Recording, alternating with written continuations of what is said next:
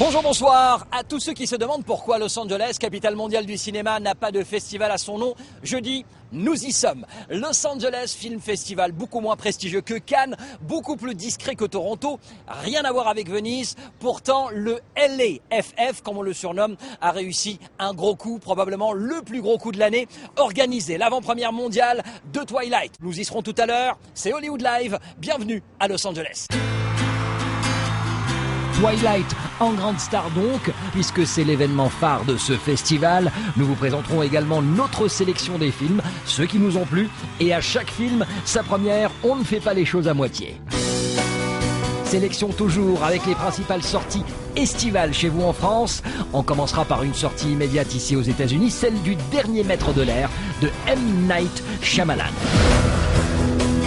Et nous passerons en revue l'autre actu hollywoodienne, en coulisses dans les studios Universal, tout en glamour avec la cérémonie des Women in Film, et nous parlerons de cette série télé, Hang, qui fait couler beaucoup d'encre. Nous étions dans les studios de la Paramount pour assister à la présentation de la deuxième saison.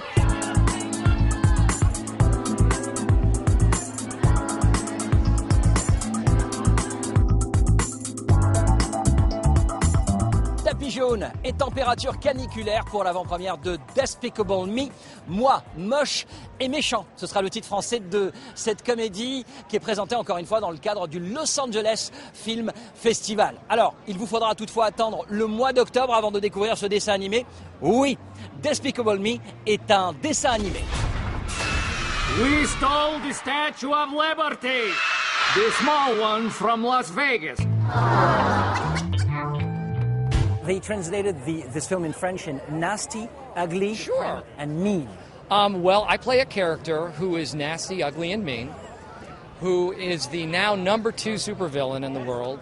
He wants to reclaim his #1 status, and in order to do that, he decides he has to steal the moon. I shrink the moon, I grab the moon, I sit on the toilet. What? You're funny. Go! Il s'appelle Gru et il n'est pas si méchant que cela. En tout cas, c'est la morale de ce très bon cartoon qui sera présenté en 3D, normal. Scrooge, l'avare, le thème est archi connu, celui du personnage bourru qui va se transformer en papa gâteux, dans ce cas pour les 3 petites filles qu'il adopte. C'est l'équipe de l'Âge de Glace qui a monté ce projet. Ce sont les scénaristes de Horton l'éléphant qui ont travaillé sur le script. Il reste à présent le réalisateur, un certain Pierre Coffin.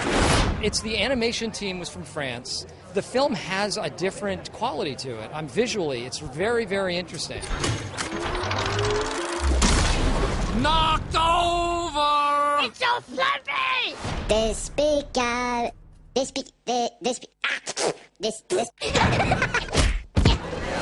D'une comédie à l'autre, celle-ci intitulée Cyrus.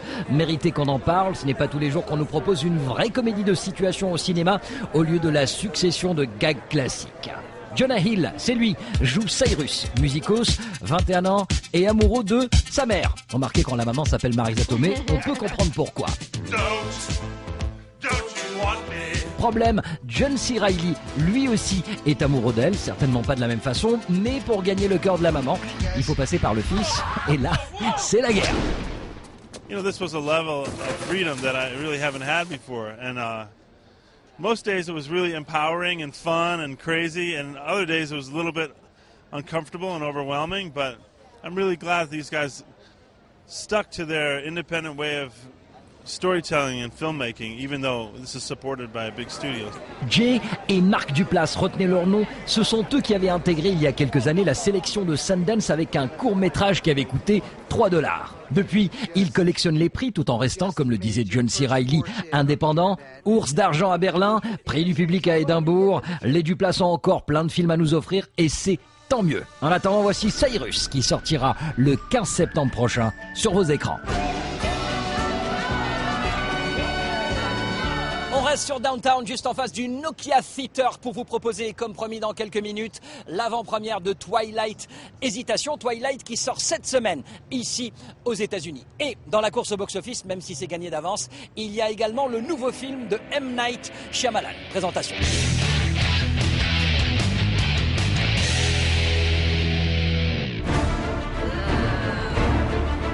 Pour ceux qui connaissent déjà la série de dessins animés adaptée aujourd'hui au cinéma, vous remarquerez que le nom Avatar a disparu pour ne laisser que le reste du titre, le dernier maître de l'air. Ainsi, pas de confusion possible avec l'autre Avatar.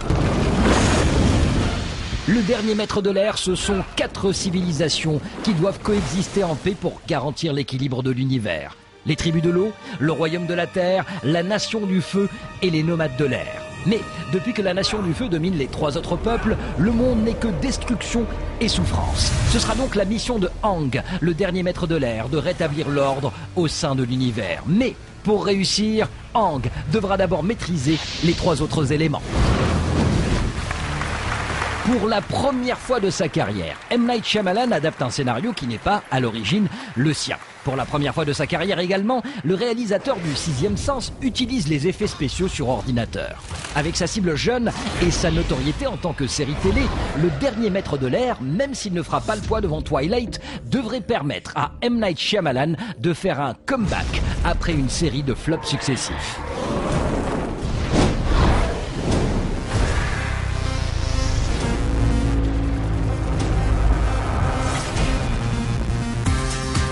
Allons-y, pour le plaisir des yeux et pour vous informer aussi, voici notre sélection des sorties estivales classées par date de sortie française.